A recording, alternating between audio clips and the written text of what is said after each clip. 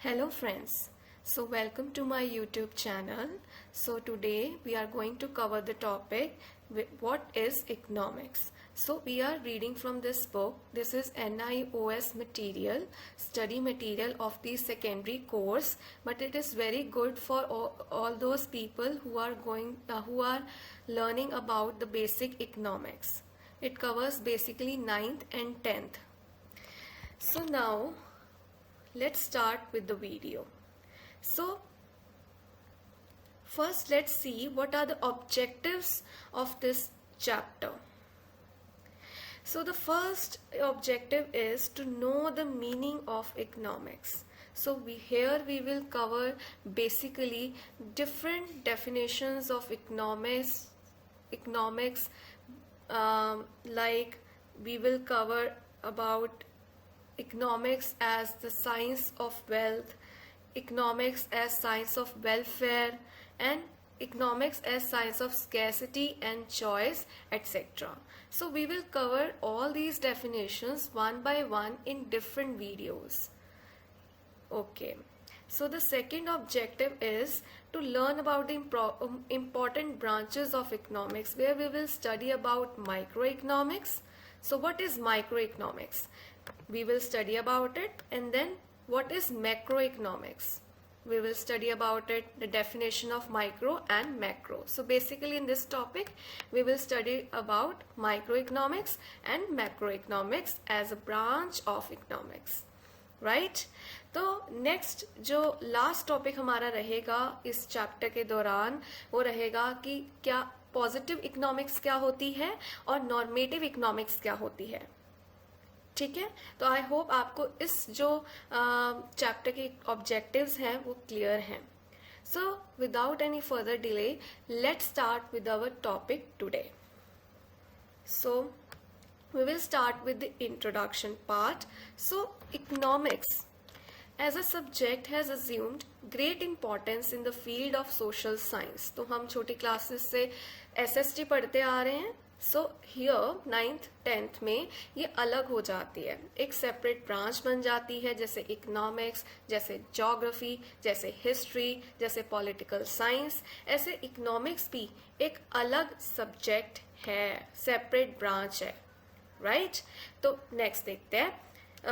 In our day to day life we use a lot of economic concepts, जैसे goods हो गए, market होगी, demand होगी, है ना, supply, price, inflation, banking, tax, lending, borrowing, rate of interest etcetera. तो आप सब ने ये कीवर्ड्स जो है पढ़े होंगे, कभी ना कभी सुने होंगे. गुड्स क्या होते हैं, मार्केट क्या होती है, डिमांड, किसी भी चीज़ की डिमांड होती है, सप्लाई होती है, प्राइस होता है किसी भी कमोडिटी का, हम कुछ खरीदते हैं, कोई सर्विस परस्यू करते हैं, है ना. इन्फ्लेशन मीन्स महंगाई होती है ना. बैंकिंग, हम बैंक्स में जाके अपना अकाउंट खुलवाते हैं, हम टैक्सेस भरते हैं, है ना. हम लोन्स लैंड करते हैं, लोन्स बोरो करते हैं कुछ पर्टिकुलर रेट ऑफ इंटरेस्ट पे, राइट. तो ये सारे कॉन्सेप्ट्स जो हैं इकोनॉमिक्स में बहुत यूज होते हैं डे टू डे लाइफ में. Similarly, we take economic decisions related to the distribution of our income to purchase various goods, making a budget to do some work, taking up a job to earn, withdrawing money from bank etc. तो हम बहुत सारे economic decisions लेते हैं, जैसे हमें अपनी income को कैसे डिस्ट्रीब्यूट करना है, कितना हमें सेव करना है, कितना हमें इन्वेस्ट करना है, वो भी हम सोचते हैं इसमें, है ना. हम किसी चीज़ का बजट चेक करते हैं. सपोज आपको किसी ट्रिप पे जाना है आपकी फैमिली को, तो जो आपके घर के बड़े हैं लाइक योर फादर, है ना, और योर मदर विल डिसाइड कि हमें कितना बजट एलोकेट करना चाहिए कि हम इस ट्रिप पे जा सके, क्या हम इस ट्रिप को अफोर्ड कर भी सकते हैं कि नहीं. ऐसे सिमिलरली, अगर ये तो होगी इंडिविजुअल लेवल पे बात, है ना, कि छोटे लेवल पे हमने बजट को देख लिया, फाइनेंस को देख लिया, लेकिन बड़े लेवल पे हम किसको देखते हैं. जैसे सपोज करो पूरे इंडिया में बजट आता है गवर्नमेंट का, तो वो भी चीज़ है इसमें. ऐसे हम कोई जॉब लेते हैं, कुछ अर्न करने के लिए, है ना। ऐसे ही हम अपने बैंक से अपनी मनी जो है वो निकलवाने जाते हैं, है ना. So we also observe and get information on the economic situation of our society और country, foreign country and the world. तो इन चीज़ों के बारे में भी हमें नॉलेज मिलती है. हमारी सोसाइटी में क्या चल रहा है, हमारी कंट्री में क्या चल रहा है, फॉरेन कंट्री के साथ क्या रिलेशंस है हमारी कंट्री के, और पूरे वर्ल्ड न्यूज़ आप कह लो, है ना.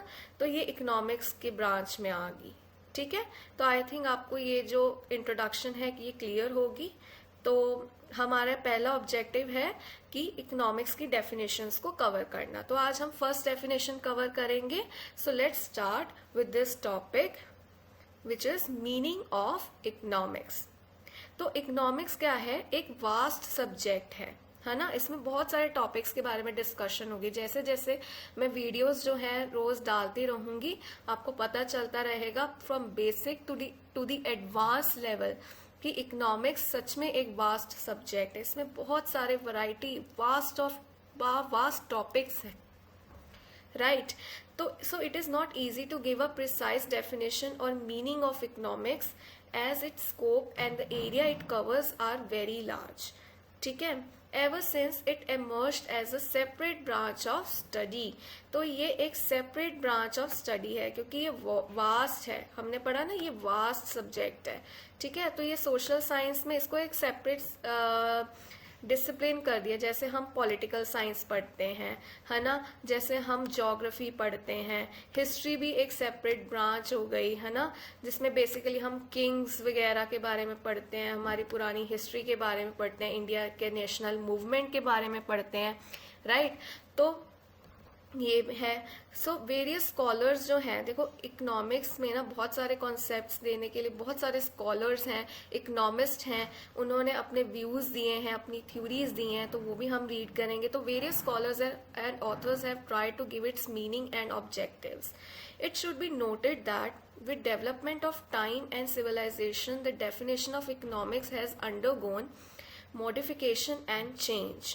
तो विद डेवलपमेंट क्या हुआ है, बहुत सारी चेंजेस आई डेफिनेशन में, एवोल्यूशन होता रहता है चीज़ों में, राइट.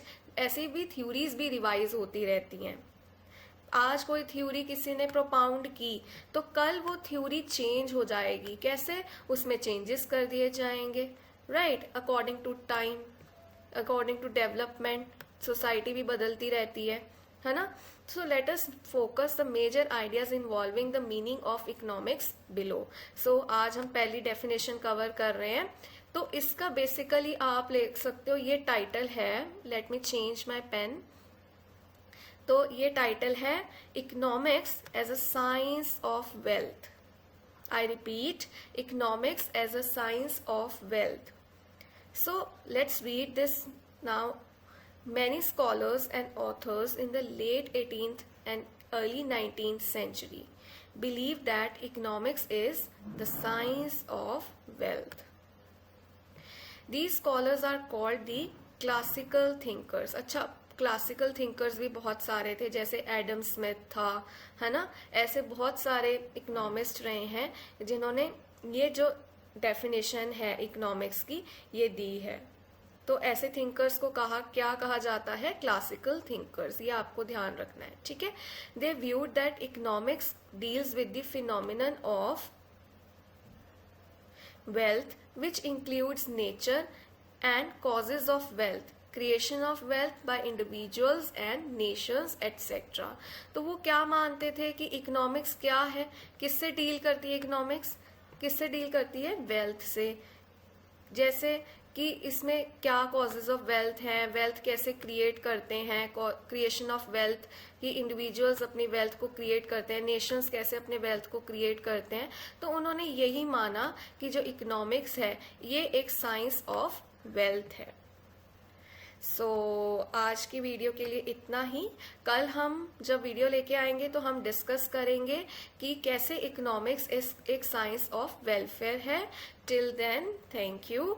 और अगर आपको इसकी प्रीवियस जो चैप्टर है ह्यूमन बॉन्ड्स, वो उसकी अगर आपको वीडियोस देखनी है तो मैं उसके लिंक्स जो है डिस्क्रिप्शन बॉक्स में दे दूंगी, और आप उसको जाके चेकआउट कर सकते हो और पढ़ सकते हो, ठीक है। So for more videos and notifications please subscribe to my YouTube channel. Thank you. So we will meet the next time with our next topic. Have a nice day.